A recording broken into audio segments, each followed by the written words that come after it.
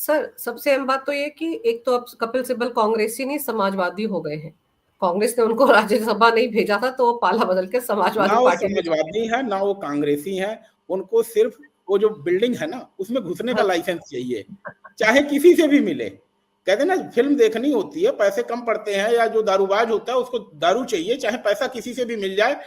तो वही चीज सिब्बल साहब की है, उनको संसद के अंदर घुसना है, वो बिना संसद के नहीं रह सकते, सीधी सी बात है।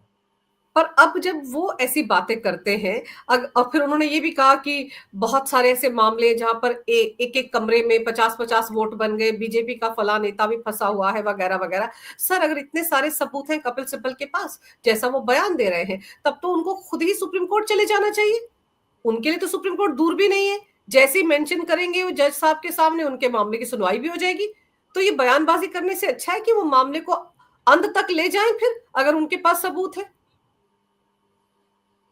देखिए ये लोग अगर कहा जाए कि सच्चाई से विमुख हैं, अब आपको सच्चाई बोलनी पड़ेगी। देखिए मैंने कहा ना अपनी बात में, सच्चाई तो बताइए लोगों से। इस तरह के नरेटिव गढ़ करके आप कहीं से कोई सहानुभूति नहीं पा सकते, क्योंकि दिल्ली का चुनाव आप देखिए अभी इसका नतीजा है।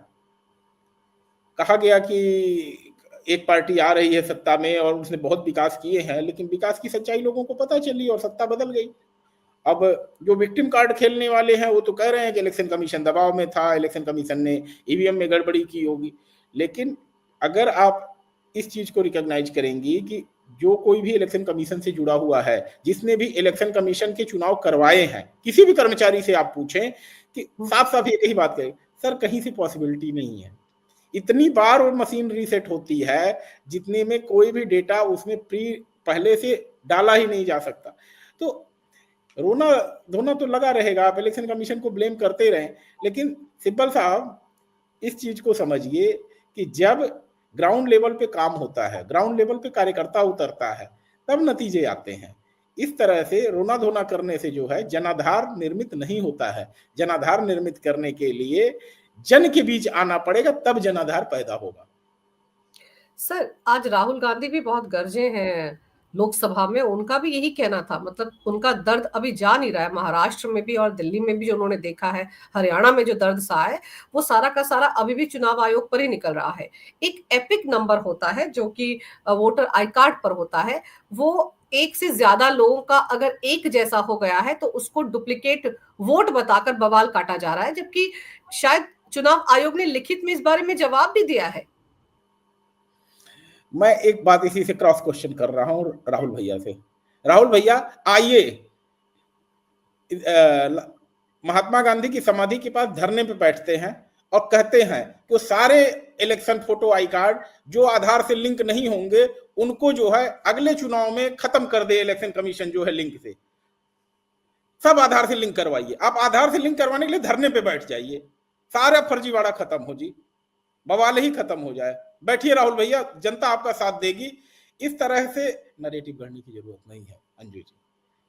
दुनिया को पता है, हकीकत पता है, सबको पता है। और एक मैं आपको बता दूं, इलेक्शन फोटो आई कार्ड आज 25-30 साल से बन रहा है। कई फेज में इलेक्शन आई कार्ड बने हैं। 140 करोड़ देश की आबादी में डेटा बनाना, और उस समय जब आधार जैसी सुविधा नहीं थी। मैं आपको बताऊं, जब पहले इलेक्शन कमीशन की फोटोग्राफी शुरू, पता था वीडियोग्राफी वाले कैमरे से फोटोग्राफी होती थी।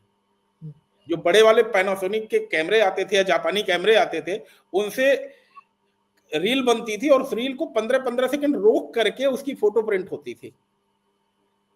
और डेटा कोई इस तरह से आज का आधार जैसा पुख्ता डेटा तो था नहीं। फिर आधार आया, आधार के बाद फिर बहुत सारे डेटा आए, और कई फेज में जब बने हैं, पूरे भारत भर में बने हैं, और कंप्यूटराइज नॉन कंप्यूटराइज 10 तरह से चीजें बनी है। तो इस तरह की पॉसिबिलिटी बिल्कुल संभव है कि एक इलेक्शन आई कार्ड नंबर के दूसरे हो जाएं।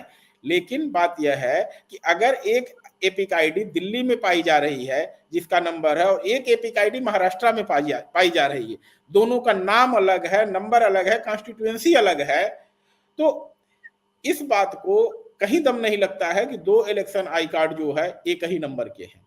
और अगर हमारे राहुल भैया को दो इलेक्शन आई कार्ड से दिक्कत है, तो मैं तो कह रहा हूँ बापू की समाधि पे बैठिए, इलेक्शन से कहिए कि भाई सारे आधार कार्ड से लिंक किए जाएं, और वो आधार कार्ड जो से लिंक नहीं होंगे एपिक, उनको जो है खत्म कर दे इलेक्शन कमीशन, सारी बवाल खत्म हो जाएगी, एकदम ट्रांसपेरेंट वे में जो है इलेक्शन कमीशन का काम खत्म हो जाएगा, क्योंकि इलेक्शन कमीशन को कुछ नहीं करना होगा, सिर्फ आधार से डेटा लिंक करना होगा। अगर उस नाम का व्यक्ति आधार सारी चीजें अवेलेबल हैं तो वोटर आई कार्ड के रिकॉर्ड में रहेगा, नहीं तो बाकी सारी चीजें खत्म हो जाएंगी। यानी कि अगर चुनाव आयोग भी तो यही कह रहा है ना संदीप जी, कि अगर मेरा और आपका मान लीजिए वोटर आई कार्ड पर एक जैसा एपिक नंबर है, आप झारखंड में वोट डाल रहे हैं, मैं दिल्ली में वोट डाल रही हूं, हम दोनों का वो जो निर्वाचन क्षेत्र है या जो बूथ नंबर है वो तो अलग है।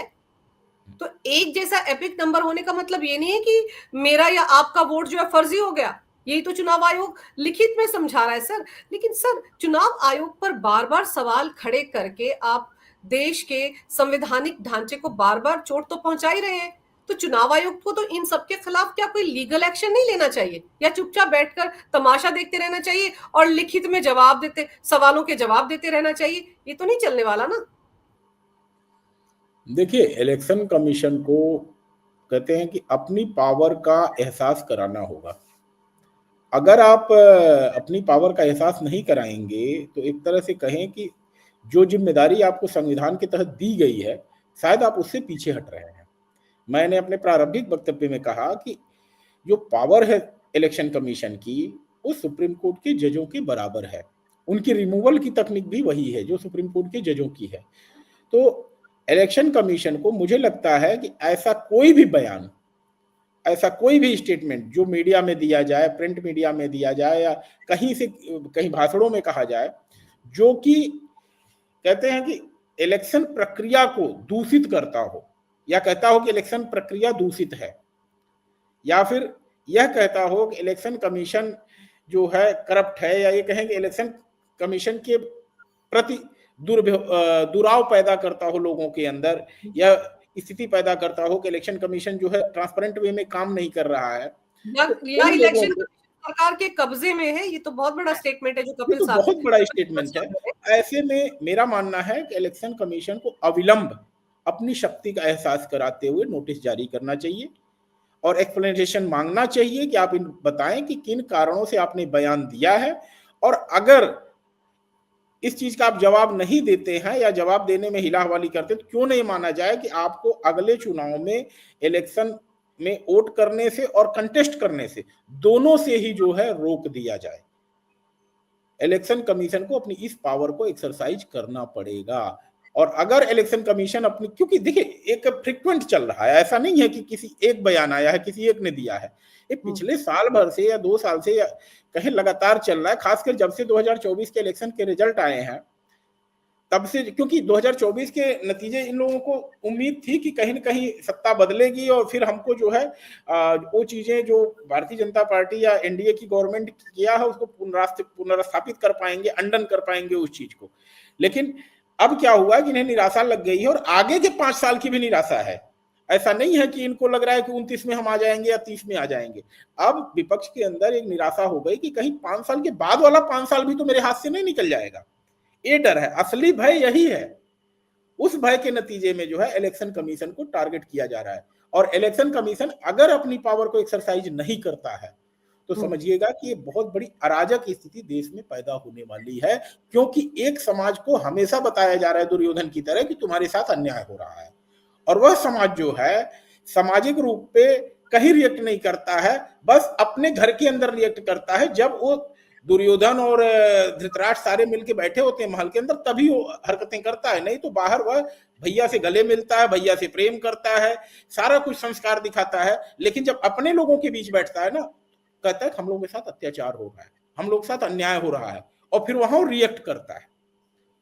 और इसीलिए जो क्षेत्र विशेष बन गए हैं ना कहीं कहीं पे, कि संप्रदाय विशेष का एरिया है, उस संप्रदाय विशेष एरिया में एक गुस्सा विपक्ष ने डाला है जहर की तरह।